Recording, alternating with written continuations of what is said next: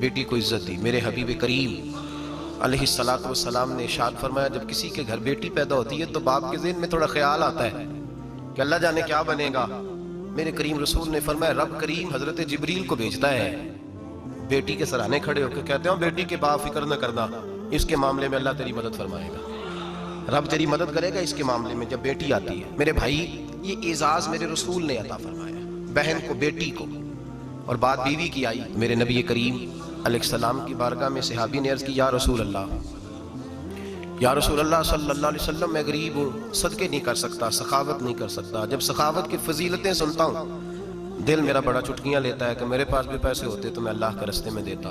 हुजूर ने फरमाया, तू हलाल की रोजी कमा के अपनी बीवी के मुंह में लुकमा दे, अल्लाह तुझे सखावत करने का दर्जा अता फरमाएगा, अल्लाह तुझे बड़ी बड़ी सखावत के दर्जे अल्लाह तुझे देगा। तो उसकी और क्या लफ्ज़ है हदीस पाक में, खैरुकुम लिअहलिही व अना खैरुकुम लिअहली। फरमाया, हाजी भी अच्छे, नवाजी भी अच्छे, सूफी भी अच्छे, दरवेश भी अच्छे, सारे अच्छे, लेकिन मैं सबसे ज्यादा अच्छा उसे समझता हूँ जिसका अपनी बीवी के साथ सलूक अच्छा है, जिसका अपनी बीवी के साथ नरम रवैया, जिसका अपनी बीवी। और क्या इरशाद फरमाया, फरमाया वाना खैरुकुम लिअहली, घर जाके पता कर लो, मेरी 9 बीवियां हैं इस वक्त जो मौजूद हैं, फरमाया मेरा उन सब के साथ सलूक अच्छा है, सारी मेरे सलूक से मुतमईन। मेरे भाई, हुजूर ने एजाज दिया बहन को, बेटी को, बीवी को, औरत को, और माँ के मामले में तो कमाल कर दी। मेरे करीम ने फरमाया, जन्नत थी 7 आसमानों के ऊपर सिदरतुल मुंतहा के पास। मेरे महबूब फरमाते हैं, जब रब ने मुझे इख्तियार दिया तो मैंने वो जन्नत वहां से खींची और माँ के कदमों के नीचे ला के रख दी। वहां से खींच के गौसु ज़मा, कुतुब दराम, मुहद्दिस आज़म, मुफस्सिर आज़म, शेखुल कुल, शेख तरीकत, वली वक्त भी अगर जन्नत उसने ढूंढनी होगी तो उसे अपनी माँ के कदमों के नीचे से मिलेगी। इतना बड़ा एजाज भी को देगा, इतना बड़ा एजाज भी को देगा जो मेरे रसूल ने अता फरमाया है। माँ होती है, वो वली वक्त के लिए, गौसे वक्त के लिए भी अगर उसने जन्नत लेनी है तो उसे माँ के कदमों के नीचे से मिलेगी। मेरे रसूल पाक अलैहिस्सलाम ने औरत को एजाज दिया, फजीलत दी, अजमत अता फरमाई, और ऐसे नहीं रखा बीबी को। मेरे हबीब पाक ने फरमाया, जब औरत के पेट में बच्चा होता है पैदा होने वाला, तो अल्लाह उसे उतना ही सवाब देता है जितना तलवार लेके मैदान में जिहाद करने वाले मुजाहिद को सवाब अता फरमाता है। वो बेटी जो बाप थका मांदा घर से बाहर आया था और मेहनत की कमाई कमा के लाया था, उसको हुक्म था कि पहला लुकमा बेटी के मुंह में देना, बहन के मुंह में देना। और वो खावा जिसको हुक्म दिया गया था कि तू बाहर से थक के आया है, चूर होके आया है, अगर घर में तेरी बीवी फिर भी कोई रवैया गलत करे तो मदीने के हबीब ने कितना नरमी दी बीवियों के हक में। फरमाया, ये औरत टेढ़ी लकड़ी है, इसे अल्लाह ने अकल ही थोड़ी दी होती है, अगर कभी बिगड़ जाए तो तू नरमी का मुजाहरा कर, टेढ़ी के साथ ही गुजारा कर, अल्लाह तुझे अजर अज़ीम अता फरमाएगा। मेरे हबीब ने किस कदर औरतों को अहमियत दी, कितनी फजीलत दी, कितने उनके बारे में नरमी रखी, इज्जत वाला हक दिया है। औरत को जो हुजूर ने हुकूक दिए वो वकार वाले। एक बात मुझे बतलाइए, एक बीबी MSc उसने पास कर लिया, MCom कर लिया, MA के बाद MBA कर लिया, बड़ी तालीम हासिल की, वो एयर होस्ट बन गई, यूं समझ लें 1 लाख रुपया महीना उसकी तनख्वाह है।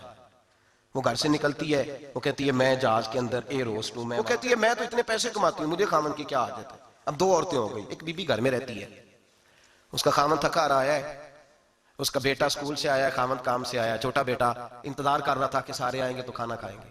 अब वो खामन आया तो उसने आते का मुंह हाथ धोले में खाना चुनती हूँ, दस्तरखान बिछाया, उसने खाना रखा है, उसका बेटा भी खाना खा रहा है, उसका भाई भी खाना खा रहा है, उसका शौहर भी खाना खा रहा है, वो उनको खाना खिला रही है। अब किसी मौके पर उसका बेटा बोलता है, कहता अम्मा फलां चीज भी चाहिए, अम्मा डांट देती, कहती चुप कर, मिल जाएगी। खामन कहता है फलां चीज क्यों नहीं पकी, तो कहती है जनाब क्या बताऊं आपको, गैस ही नहीं है सुबह की।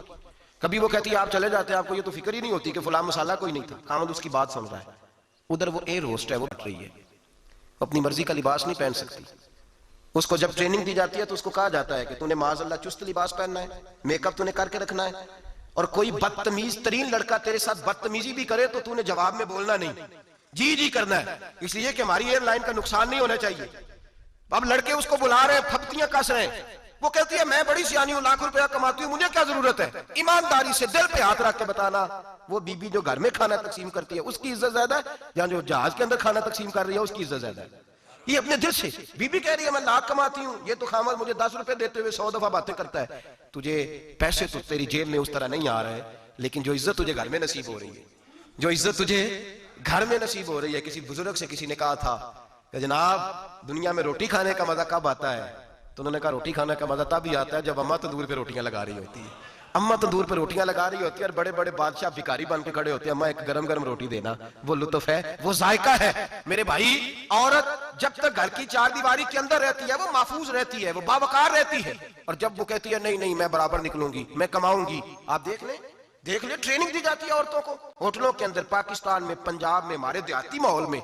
अब होटलों के ऊपर वेटर का काम औरतें करने लगी हैं। औरतें बैठती हैं, काम करती हैं, उनको हुक्म होता है, सुबह ट्रेनिंग होती है कि कोई आदमी जितनी भी बदतमीजी करे तुमने बोलना नहीं। ओ खुदा के बंदो, ओ मेरी माओ बहनों बेटियों, ये तुम्हारी इज्जत नहीं, ये तुम्हें रुसवा किया जा रहा है, ये तुम्हें जलील किया जा रहा है। साबन का इश्तिहार है और तस्वीर बीबी की, शैम्पू का इश्तिहार है, तस्वीर बीबी की, सीमेंट बेचा जा रहा है और तस्वीर बीबी की। तौहीन होती है तुम्हारी सुबह शाम और तुम इसे अपनी इज्जत समझती हो, तुम इसे अपना वकार समझती हो। इज्जत क्या है? आमिना के लाल, हजरत आयशा के सरदार, सैयदा फातिमा ज़हरा के बाबा, मेरे हबीब करीम सैयद आलम सल्लल्लाहु अलैहि वसल्लम से हजरत फातिमा ने कहा, या रसूल अल्लाह, जो बीबी अल्लाह के करीब होना चाहे, जो रब का कुर्ब पाना चाहे, जो अल्लाह की वलिया बनना चाहे, मुझे कोई नुस्खा बता दे, मैं औरतों को बताऊं। तो मेरे हबीब ने फरमाया, जो बीबी जितना घर के अंदर रहेगी, जितना घर के अंदर रहेगी, जितना घर के अंदर रहेगी, उतना ही वो अपने रब के करीब होती जाएगी, उतना ही अल्लाह का कुर्ब पाती जाएगी, उतना ही रब करीम की वलिया होती जाएगी, उतना ही अल्लाह तबारक व तआला उसे अपनी कुर्ब की मनाज़िल ता फरमाएंगे। जितनी वो घर के अंदर रहेगी उतनी अल्लाह के करीब रहेगी।